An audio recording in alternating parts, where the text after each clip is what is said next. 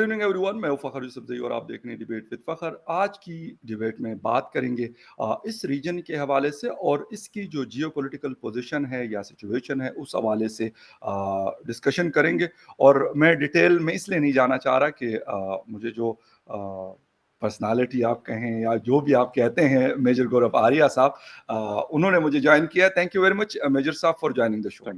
Thank you Fakhar साहब, बुलाने के लिए बहुत बहुत शुक्रिया आपका। मेजर साहब, एक तो स्टार्ट इससे लूंगा क्योंकि आजकल बड़ा पाकिस्तान में भी टीवी चैनल्स पे और बाकी जगहों पे अग्निपथ का बहुत ज्यादा मतलब बात हो रही है इस चीज के हवाले से। क्यों इसके ऊपर लोग इतने मतलब वायलेंस की तरफ क्यों जा रहे हैं? मतलब मैंने जो मुजाहरे और ये चीजें देखी, वजूहात क्या हैं और हुकूमत को क्या मतलब समझ नहीं पाई कि क्या लोगों का इतना इस तरह का मतलब एग्रेसिव किस्म का मूड सामने आ सकता है या कुछ और वजूहात हैं इसकी? जी, पहली बात तो बहुत-बहुत शुक्रिया मुझे अपने शो पे इनवाइट करने के लिए फ़खर साहब। मैं आपको बताता हूँ 3 वजूहात हैं जिसकी वजह से अग्निपथ का मामला इतना बिगड़ गया है।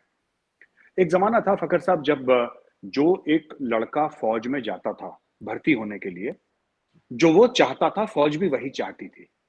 यानी जिस ऑर्गनाइज़ेशन में वो चाहता है, वो भी वही चाहता था और जी। वो लड़का भी वही चाहता था। यानी कि मैं जाऊँ और फ़ौज में अपनी ज़िंदगी बिताऊँ और उसके बाद वापस घर आ जाऊँ रिटायर होने के बाद। ये वो लड़का चाहता था। फ़ौज ये चाहती थी कि जो लड़के हैं ऐसे कोई mentally alert and physically strong, smart जी। लड़के फ़ौज में आएँ, जो कि फ़ौज को आगे ले चलें और अपने साथ। तो ये दोनों के एम एक ही थे। अग्निपथ के बाद एम अलग हो गए, ठीक है? अग्निपथ के बाद दोनों के एम अलग हो गए, यहाँ पे कॉन्फ्लिक्ट शुरू हो गया। जी। अब चक्कर ये है फ़खर साहब कि जब ये कॉन्फ्लिक्ट शुरू हुआ ना अग्निपथ का कॉन्फ्लिक्ट इस तरीके से शुरू हुआ कि आर्मी ने पहले मैं ये समझाता हूँ कि आर्मी ने अग्निपथ की स्कीम क्यों आगे बढ़ाई? जी। क्या वजूहात क्या थी? सबसे पहली बात तो आर्मी में जो एक एवरेज एज चल रही है एक सिपाही की, एवरेज उम्र, वो चल रही है फ़खर साहब तकरीबन आप लगा लीजिए 32 से 33 साल की या 34 साल की। एक एवरेज एज एक आर्मी के जवान की चल रही है। जी। फ़ौज उसको लाना चाहती थी 26, 27, 28 तक। फ़ौज उसको कम करना चाहती थी। तो इसलिए आप अगर ज़िंदगी भर तक किसी को रखेंगे 15-20 साल तक, तो एवरेज एज फिर आपकी ज़्यादा ही रहेगी, कम नहीं होगी। जी। तो नए वॉरफेयर के हिसाब से फ़ौज ने काफ़ी कुछ सीखा जो गलवान में हुआ या फिर पहले डोकलाम में बिल्कुल। हुआ हाँ। या फिर और भी क्लैशेस हुए या पाकिस्तान के साथ जो लाइन ऑफ कंट्रोल पे हुआ, तो आर्मी इसको काफ़ी सालों से स्टडी कर रही थी। ये कोई नई बात नहीं है जो अभी हुआ जी। है। जी। आर्मी काफ़ी टाइम से स्टडी कर रही थी, आर्मी ने इसको लॉन्च करा। अब क्या होता है कि कुछ बच्चे हैं जिन्होंने लड़के हैं जिन्होंने क्वालिफाई कर लिया था, लेकिन कोविड की वजह से उनका नहीं हो पाया फौज में। उन्होंने सारे टेस्ट, फिजिकल, मेडिकल, रिटन सब क्वालिफाई कर लिया। उनका जेन्युइन मामला है। मैं समझता हूँ, मैं ओके। इनको साथ खड़ा हूँ और मैं जी। इंडियन गवर्नमेंट से अपील भी करता हूँ कि साहब उनका आपको देखना चाहिए कि वो जो लड़के हैं उनकी शिकायत ना हो। ओके। बाकी जो हैं, अब इसमें एक बहुत बड़ा माफिया है कोचिंग सेंटर्स का। अब मैं आपको जी। बताता हूँ कोचिंग सेंटर्स का क्या हिसाब है। जी। जी। चाहे वो सिविलियन चलाए, चाहे कोई एक्स सर्विसमैन चलाए, इंडिया में ऐसे कई हजारों ट्रेनिंग सेंटर हैं जो कि ट्रेन करते हैं लोगों को अलग-अलग चीजों के लिए। जैसे मेडिकल के लिए कोचिंग सेंटर है, जी। जैसे कि इंजीनियरिंग के लिए कोचिंग सेंटर है। कोटा एक बिल्कुल। जगह है जो बड़ी फेमस है राजस्थान में, जहाँ पे जी। ऐसे कोचिंग सेंटर्स हैं। उसी तरीके से इंडिया के कई स्टेट्स पे रिक्रूटमेंट के लिए, फौजी भर्तियों के लिए ट्रेन करने के लिए लोगों को फिजिकल और रिटन टेस्ट में कोचिंग सेंटर्स बने हुए हैं। जी। जी। अच्छा, तो इसमें 3 किस्म के लोग हैं जो कि इस पूरे मेथड में इन्वॉल्व्ड हैं, पूरे चीज़ों में, इस प्रक्रिया में, इस पूरे प्रोसेस में इन्वॉल्व्ड हैं। पहला तो फ़खर साहब वो लड़का जो फ़ौज में जाना चाहता है। जी। उस बंदे के ये मन में है कि मैं मुल्क की खिदमत करूँ, मैं वर्दी पहनूँ, मैं मुल्क के लिए काम करूँ, मैं इस उसके दिमाग में ये चल रहा है। तो वो मोटिवेटेड है। वो ये चाहता है करना, जो लड़का है। दूसरी तरफ उस लड़के का समाज है, जिसमें शामिल उसके माँ-बाप। माँ-बाप देश की सेवा का नहीं सोच रहे। माँ-बाप के दिमाग में पिक्चर कुछ और चल रही है। सरकारी नौकरी मिल जाएगी, पेंशन मिलेगी, बिल्कुल। ज़िंदगी भर के लिए लड़का हमारा सेट हो गया, इसकी शादी हो जाएगी, अच्छे घर से बहू आ जाएगी सही। और अनफॉर्च्यूनेटली जबकि इंडिया में टोटली इल्लीगल है और क्रिमिनल ऑफेंस है, बहुत सारा दहेज भी मिल जाएगा। बिल्कुल। बिल्कुल। ये ये दूसरा ही गेम चल रहा है यहाँ पे, जी। जी। राइट? ये दूसरा गेम चल रहा है। तीसरा गेम चल रहा है जो कि कोचिंग सेंटर का स्टाफ है। कोचिंग सेंटर वाले ने इनके माँ-बाप से, उस लड़के के माँ-बाप से, जैसे कोई है, एक्स लड़का है, उसके माँ बाप से बोला कि मैं आपके बच्चे को फौज के लिए तैयार करूंगा, ये जी। भर्ती में बिल्कुल निकल जाएगा, मेरा बहुत एक्सपीरियंस है, मैं खुद पहले फौज में था या नहीं भी था, मेरे अंडर फौजी हैं जो उसको जी, जी। ट्रेन करेंगे, आप मुझे सही। 5 लाख रुपए दे दो। तो अब वो गरीब माँ बाप ने लोन लिया, किसी से पैसा लिया, कुछ लिया, जमीन बेची, जो भी करा, उसको 5 लाख रुपए दे दिया। 5 लाख रुपए क्यों दिए? कि भाई बिल्कुल, फौज में हमारा बच्चा भर्ती हो जाएगा, सरकारी नौकरी लग जाएगी, बिल्कुल। जिंदगी भर तक रहेगा, उसके बाद पेंशन मिलेगी, मेडिकल वेडिकल सब कुछ इनका हो जाएगा। जी। बीच में आ जाती है स्कीम अग्निपथ की, जिसमें बोलते हैं कि तुम फौज में 4 साल के लिए आओगे, उसके बाद 25% अंदर और बाकी 75% बाहर चले जाएंगे। जी। फिर वो किसी और फोर्स में चले जाएंगे, पैरामिलिट्री में चले जाएंगे, ओके। बीएसएफ आईटीबीपी में चले जाएंगे, लेकिन वो फौज में नहीं रहेंगे। राइट। माँ बाप पूछने लग गए कोचिंग सेंटर वालों से कि हमने तो तुम्हें 5 लाख रुपए दिए थे, क्या हुआ उसका? जी। यहाँ पे कोचिंग सेंटर वालों ने बिहार में, तेलंगाना में, आंध्र प्रदेश में और कई और जगह उत्तर प्रदेश में इन लोगों ने दंगे फसाद शुरू करवाए। ओके। राइट। ये जो सही। ये जो क्योंकि आपने आपने अग्निपथ स्कीम लाके आपने कोचिंग सेंटर खत्म कर दिए। अब आप ही बताइए, कोई गरीब माँ बाप या मध्यम वर्ग का माँ बाप, लोअर मिडिल क्लास का माँ बाप या मिडिल क्लास का माँ बाप, क्या वो 4 साल के लिए किसी को 5 लाख रुपए देंगे ट्रेनिंग के लिए? नहीं कभी देंगे। नहीं हो जिस सकता। नो जिसमें पॉसिबल। श्योरिटी नहीं है, श्योरिटी नहीं है, वो तो कोचिंग है, हो जाए तो हो जाए, नहीं हो तो बिल्कुल नहीं हो हो। जाता। ओके। तो राइट। ये यहां से शुरू होता है अग्निपथ के जो राइट्स का मामला। कुछ लोग हैं जो प्रोटेस्ट कर रहे हैं, जिनका जेन्युइन मामला है, फकर साहब, उनका ओके। मामला राइट, जो आपने बता दिया कि वो पहले हो गए थे कोविड से पहले, बिल्कुल उनके ऊपर तो मेरा हाँ, ख्याल नए लॉज नहीं अप्लाई करने चाहिए। हाँ, हाँ, नहीं करने चाहिए, और जो हम कर रहे हैं तो हम गलत कर रहे हैं, हमें नहीं करना ओके। चाहिए। क्यों? ओके। राइट। क्योंकि उसने पुराने स्कीम के तहत टेस्ट दिया था, उनको लेना चाहिए। और नए वाले बंदों का, और जो नए वाले कह रहे हैं, जो फौज जी, में जी। नहीं आए हैं, जी, जी। जिन्होंने कोई टेस्ट नहीं दिए, मुझे लगता है उनका प्रोटेस्ट करना बेकार है, फजूल है। क्योंकि भाई फौज अपने हिसाब से चलेगी, आपके हिसाब से हाँ। चलेगी नहीं। हाँ, हाँ, हाँ, हाँ, बिल्कुल। जो फौज को अच्छा लगे फौज वो करेगी।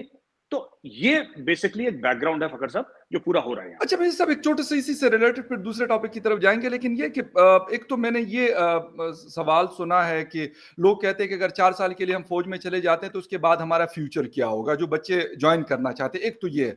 कुछ ये कहते हैं कि क्योंकि फ़ौज एक शायद बड़ा इदारा है पाकिस्तान में भी, इसमें क्योंकि सबसे ज़्यादा मेरा ख़्याल एम्प्लॉयमेंट इसी में मिलती है पाकिस्तान, पुलिस में मुख्तलिफ जगहों पे, मुख्तलिफ प्रोविंसेस में, और फ़ौज के अंदर क्योंकि जॉब ज़्यादा आ जाती हैं, तो चलो लोगों को नौकरियाँ लग जाती हैं। तो ये भी एक रीजन है इसके पीछे कि लोग कहते हैं कि अगर ये रास्ता बंद हो जाता है, जो आपने भी बात की, तो फिर अब मतलब सरकार के यहाँ किस तरीके से जॉब करेंगे, पेंशन, बाकी बेनिफिट्स, इलाज में आ ये सारी चीजें, क्योंकि यहाँ पे भी मिलती है, यकीनन हिंदुस्तान में भी मिलती होंगी एक फौजी को। जी, जी। इसमें सरकार ने ये बोला है कि हर एक फोर्स में, मैं आपको फोर्सेस के नाम गिना जी, देता जी, हूँ। प्लीज। फकर साहब, जैसे कि जब 4 साल के बाद क्या होगा कि 25% तो रिटेन हो जाएंगे जी। और बाकी 75% बाहर आएंगे। वो कहाँ जाएंगे? माना कि 1 लाख बंदे हैं, 1 जी। लाख बंदे में से 75,000 कहाँ जाएंगे? बिल्कुल। वो 75,000 हमारी फोर्स है बीएसएफ। बीएसएफ तकरीबन 3 लाख, ढाई 3 लाख की बीएसएफ है, सही। ढाई 3 लाख की सीआरपीएफ है, राइट। एक आध लाख की आईटीबीपी है, ओके। सीआईएसएफ है, ओके। एसएसबी है, असम राइफल्स है। ये अलग अलग इंडिया में फोर्सेस राइट। हैं जो कि सीएपीएफ ऑब्लिक पैरामिलिट्री फोर्सेस हैं। इनमें 10-10% रिजर्वेशन ऐलान कर दिया सरकार ने। यानी कि अगर बीएसएफ में हर साल 20,000 लोग भर्ती होते हैं बीएसएफ में, तो जी, जी। 20,000 में से 2,000 अग्निवीर होंगे।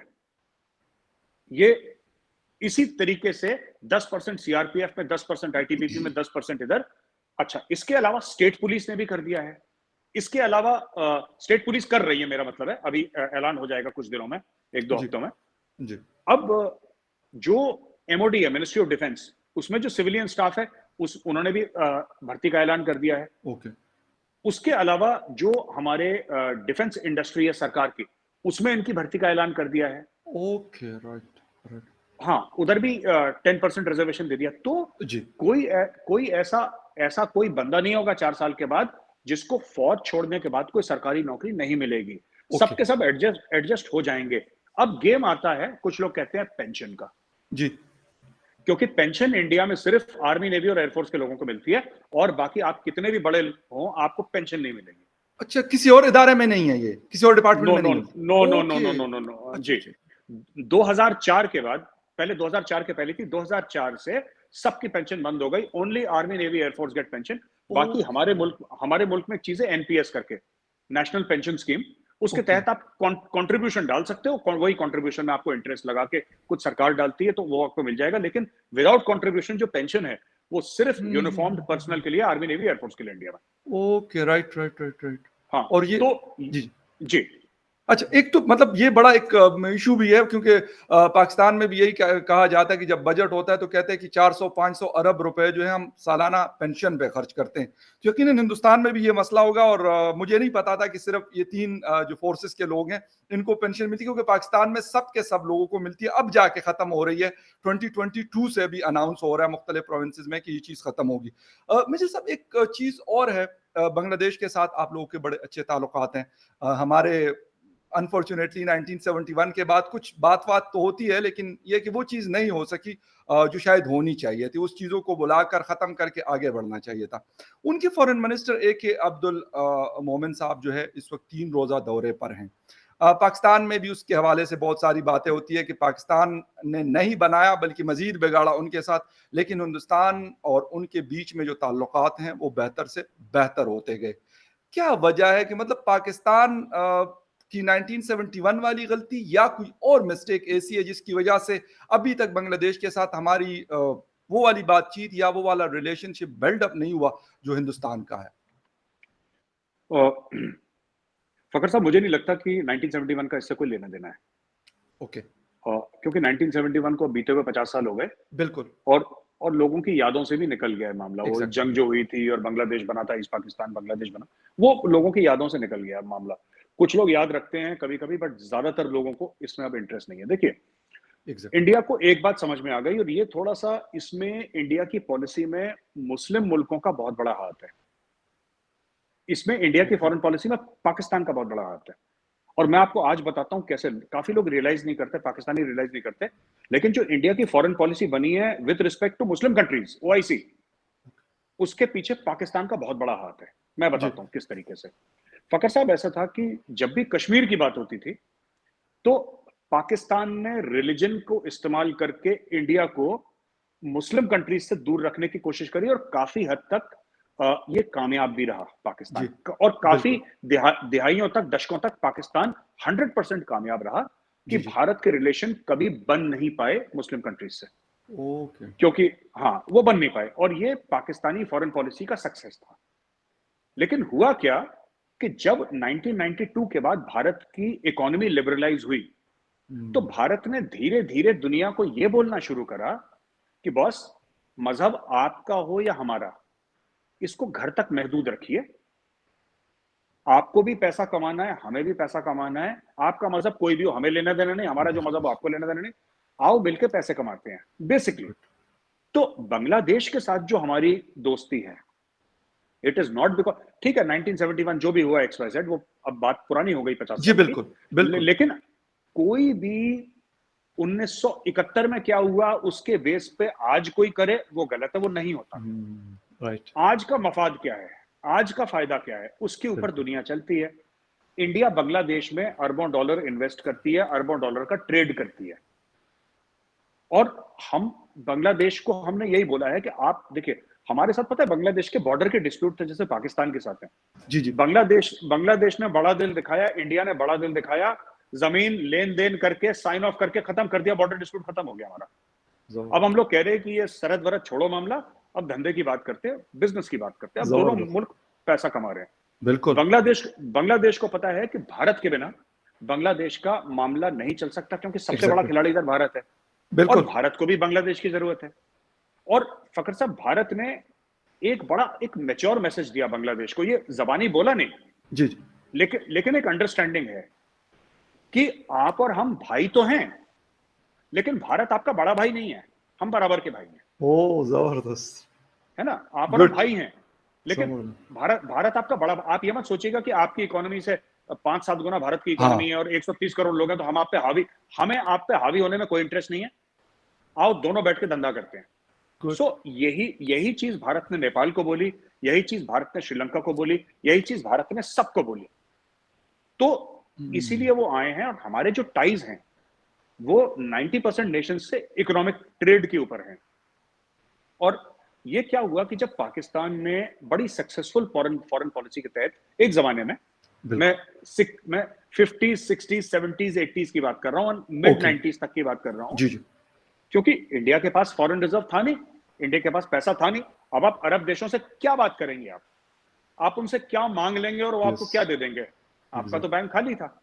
इंडिया बिल्कुल के इंडिया के पूरा जो इंडिया का सोना था एक जमाने में, वो आईएमएफ को गिरवी था, वेस्टर्न कंट्रीज को गिरवी था। हमारा सोना आईएमएफ को या वेस्टर्न कंट्रीज को, किसी को जी भी, वो जी गिरवी था। हमारे पास फॉरेन एक्सचेंज रिजर्व खत्म हो गए थे।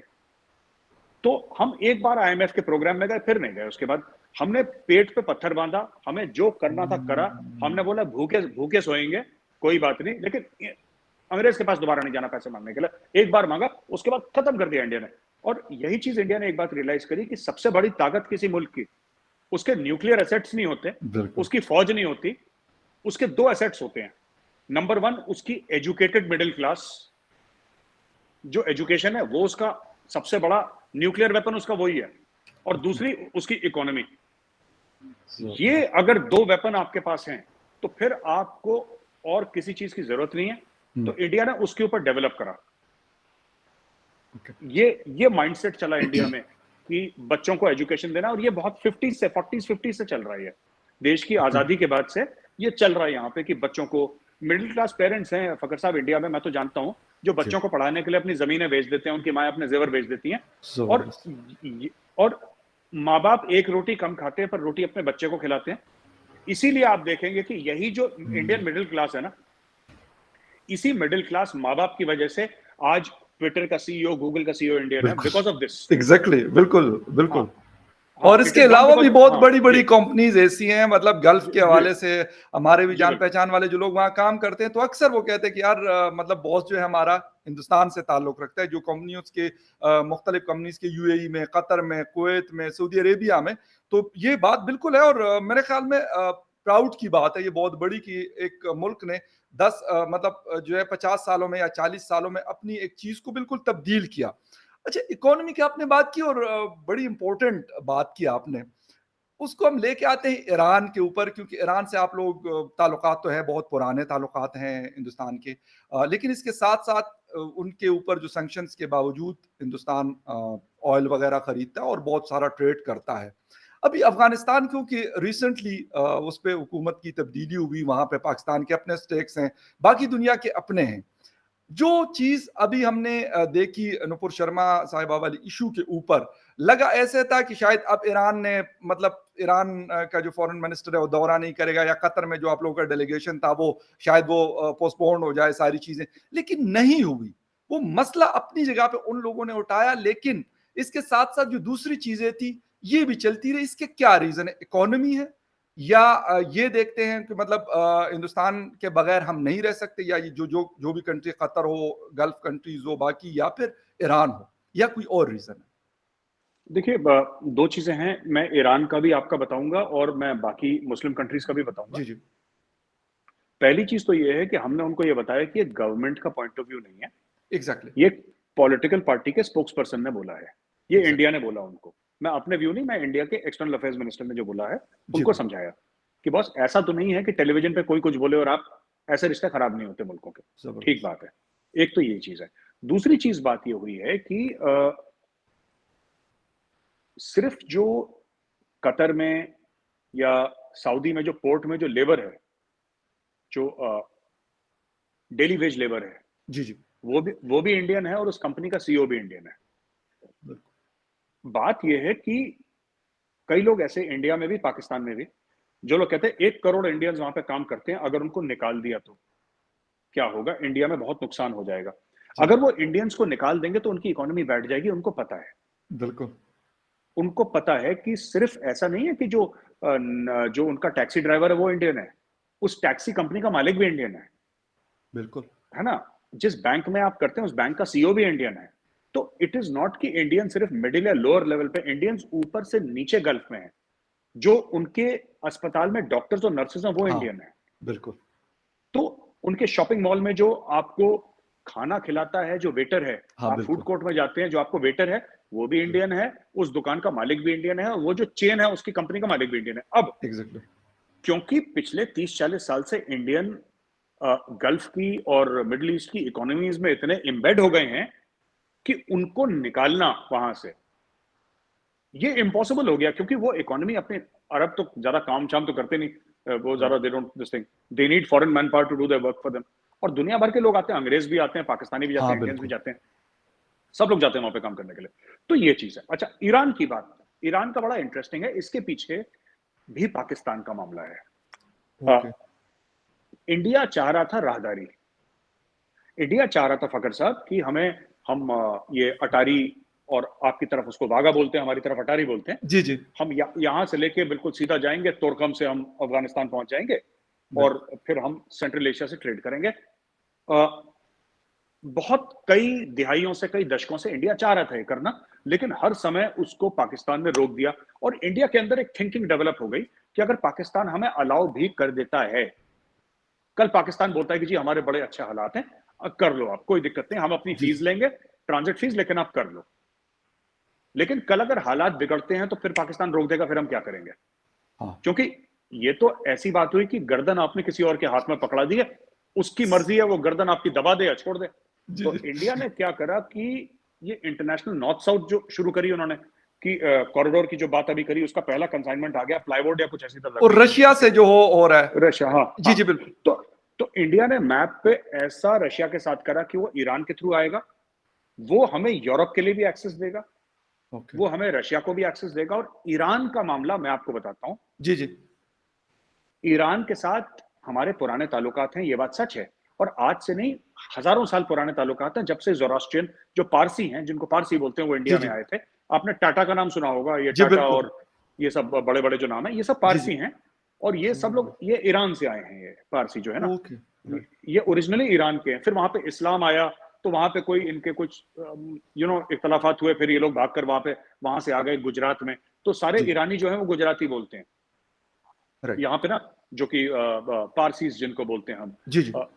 पर्शिया से वर्ड आ गया पारसी। तो बिल्कुल। हाँ, तो फकर साहब अब ये हो गया कि हमारे ताल्लुकात पुराने हैं, लेकिन हुआ ये कि इंडिया को अ, अब इंडिया को अफगानिस्तान जाना है, पाकिस्तान हाँ। अलाउ नहीं कर रहा, राइट?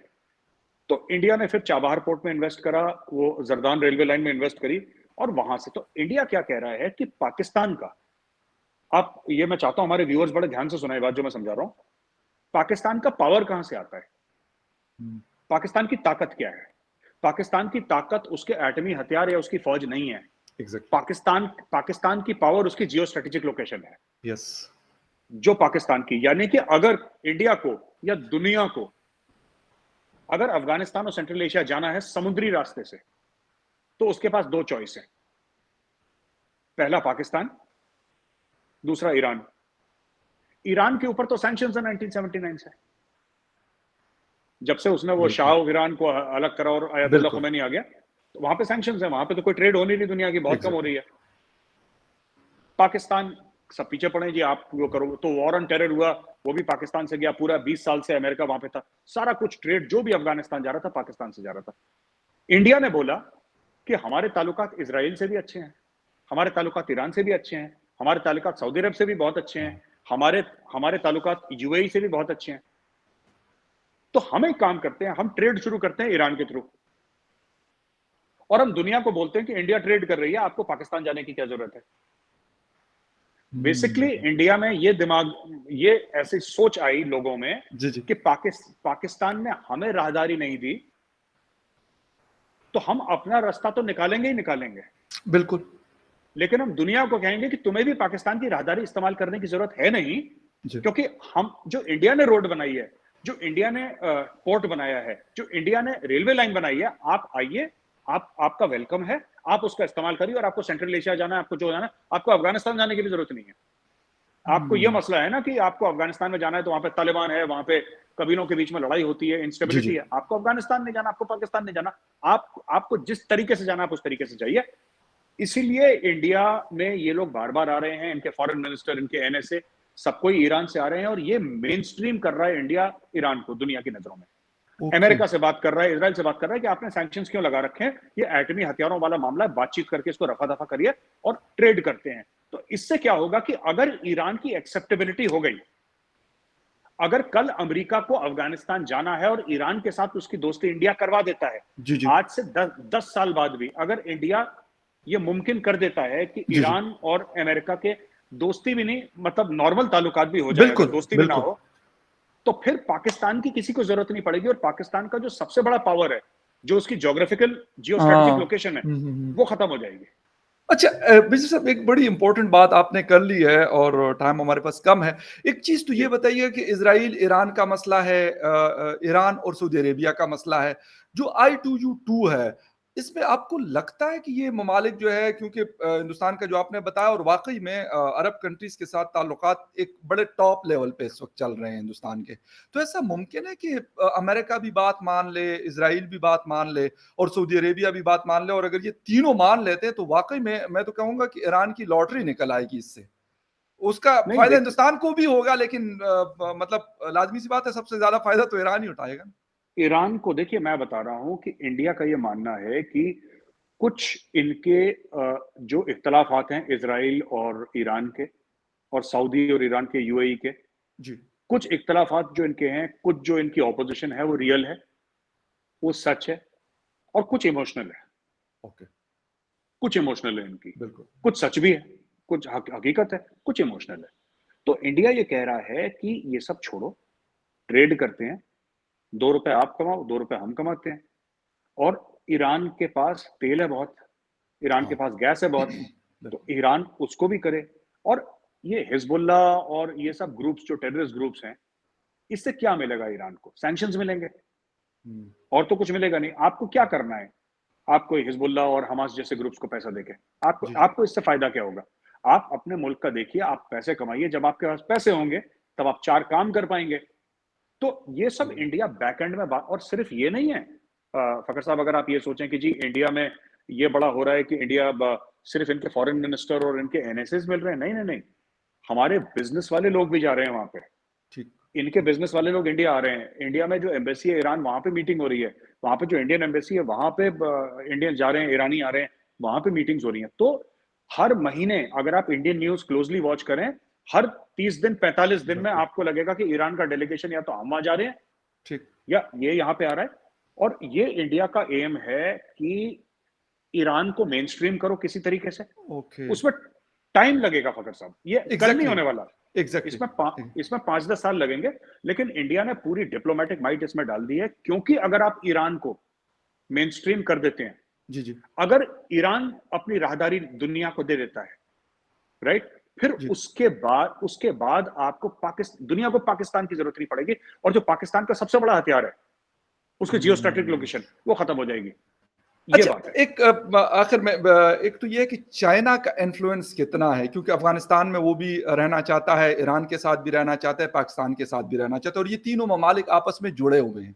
तो ये चैलेंज होगा मतलब हिंदुस्तान के लिए या यूएस के लिए या बाकी दुनिया के ममालिक के लिए? बिल्कुल चैलेंज है, बहुत बड़ा चैलेंज है फ़खर साहब, लेकिन बात ये है कि चाइना अकेला है। ओके। और चाइना अकेला है। चाइना के साथ जो भी मुल्क हैं, वो चाइना के साथ जुड़े हैं, जो हुँ, चाइना के कैंप में हैं, वो सारे के सारे मुल्क इसलिए नहीं जुड़े, क्योंकि चाइना के साथ उनकी आइडियोलॉजी मिलती है। ओके। नहीं, वो इसलिए ना कि उनका ट्रेड मिलता है चाइना के साथ इसलिए जुड़े हुए हैं। वो इसलिए जुड़े हैं क्योंकि चाइना ने उनको पैसा दे रखा है। हुँ, ज़्यादा से ज़्यादा मुल्क जो जुड़े हुए हैं, राइट? जी, जी। इंडिया के साथ लोग वो जुड़ रखे हैं, जिनका इंडिया के साथ ट्रेड है। हुँ, तो हमारे मफादात जुड़े हैं।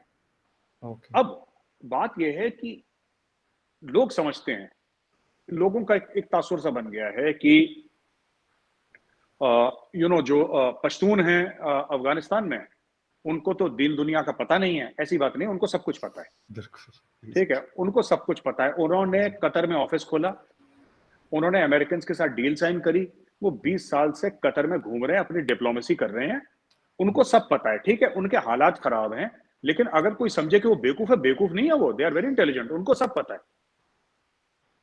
Even Taliban knows. आप एक बात बताइए, अगर चाइना चाहता है अरबों डॉलर का अफ़गानिस्तान में इन्वेस्टमेंट करना, चाइना क्यों नहीं कर रहा? चाइना के साथ तो डायरेक्ट एक्सेस है ना वाखान कॉरिडोर का। हुँ, हाँ, वाखान कॉरिडोर का एक्सेस है, बिल्कुल, 350-400 बिल्कुल, किलोमीटर दूर चाइना है। बिल्कुल। फट से यूँ आएगा चाइना। चाइना क्यों नहीं कर रहा? चाइना को करना चाहिए। आप जाओ वहाँ पे, आप करो, आप हुँ, सड़कें बनाओ, आप लोगों को स्कूल बनाओ, आप ट्रेड करो। नहीं कर रहा China. China wait and watch कर रहा है, क्योंकि चाइना चाहता है, देखिए, चाइना ने कहीं अपनी फ़ौजें नहीं भेजी। हाँ, बिल्कुल। चाइना ने कहीं अपनी फौजें नहीं भेजी। चाइना चेकबुक से चेक काटता है, फौजें नहीं भेजता। चाइना ये कह रहा है कि कल अगर हमने जो इन्वेस्टमेंट करी है,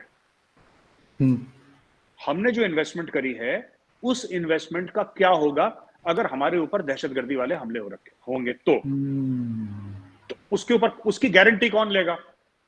तो पाकिस्तान ने बोला पाकिस्तान आर्मी उसकी गारंटी लेगी, क्योंकि हमारा इन्फ्लुएंस है। इसीलिए फैज हमीद साहब गए थे वहां पे ओवरऑल कि सीपैक वहां से जाएगा, ये जाएगा, वो जाएगा। नहीं, बात चल रही थी बीच में। बिल्कुल। अच्छा, कई रीजन है, कई वजूहात हैं, कई कारण हैं जिसकी वजह से पाकिस्तान और तहरीक तालिबान पाकिस्तान की बातें हो रही हैं। एक तो ये बात है कि वो लोग अटैक कर रहे हैं, ये सब कर रहे हैं, हाँ, पाकिस्तान के आइन को नहीं मानते, शरिया नाफिज करना, वो कई सारी फैक्टर्स हैं उसमें। लेकिन एक फैक्टर ये भी है बहुत बड़ा कि चाइना इन्वेस्ट करना चाहता है, और वो चाहता है कि अगर खून बहे तो पाकिस्तानी का बहे, चीनियों का ना बहे। कौन उनको सिक्योरिटी प्रोवाइड करेगा अगर वो अफगानिस्तान में जाएंगे तो? एग्री, बिल्कुल से। वो अपनी फौजें नहीं डालेंगे कभी। वो कहेंगे अगर कोई मारा जाए, पाकिस्तानी फौजी मारा जाए, हमारा ना मारा जाए। चाइना का माइंडसेट है। बिल्कुल, बिल्कुल। तो ये और सब गेम हाँ, ये सब राइट, गेम चल रहा है। बिल्कुल। ये बात आपकी बड़ी मतलब मैं एग्री कर रहा हूँ इस बात से कि वाकई हमने कभी नहीं देखा कि चाइना की फौज हमने किसी भी दुनिया के मुल्क में देखी हो। और आपस में एक्सरसाइज वगैरह तो करते रहते हैं। मेरा ख्याल शायद हिंदुस्तान भी आते हो, मुझे नहीं पता, लेकिन पाकिस्तान कभी कभार हमें देखने को मिलता है चिराट और मुख्तलिफ जगहों पे कि यार चाइनीज फोर्सेज के लोग आए हुए हैं। वैसे हमने कभी किसी मिशन विशन के ऊपर नहीं देखा जिस तरह अफगानिस्तान में हमने दुनिया की फौजें देखी, तो वाकई में वो नजर नहीं आती। लेकिन इन फ्यूचर पता चलेगा कि अब ये जो अफगानिस्तान वाला रास्ता है और जो सेंट्रल एशियन कंट्रीज के साथ कनेक्टिविटी है, ये कितने हद तक कामयाब होती है। बिल्कुल अगर हो जाती है तो मेरे ख्याल में इस रीजन को फायदा होगा। हम जो भी कह दें कि पाकिस्तान हिंदुस्तान के साथ मसाइल बहुत हैं, लेकिन फायदा उसका किसी न किसी हद तक पाकिस्तान को भी हो सकता है, क्योंकि पाकिस्तान का बॉर्डर अफगानिस्तान के साथ है और उसकी कनेक्टिविटी से पाकिस्तान भी फायदा उठा सकता है। और मैं तो दुआ ही करता हूँ कि पाकिस्तान उठाए ये फायदा। मेजर साहब, बहुत शुक्रिया आपके एनालिसिस का। Thank you very much for your time and your thank you very much for watching debate with Fakhar Yusuf ji. किसी और डिबेट में फिर मिलते हैं, तब तक के लिए टेक केयर एंड बाय।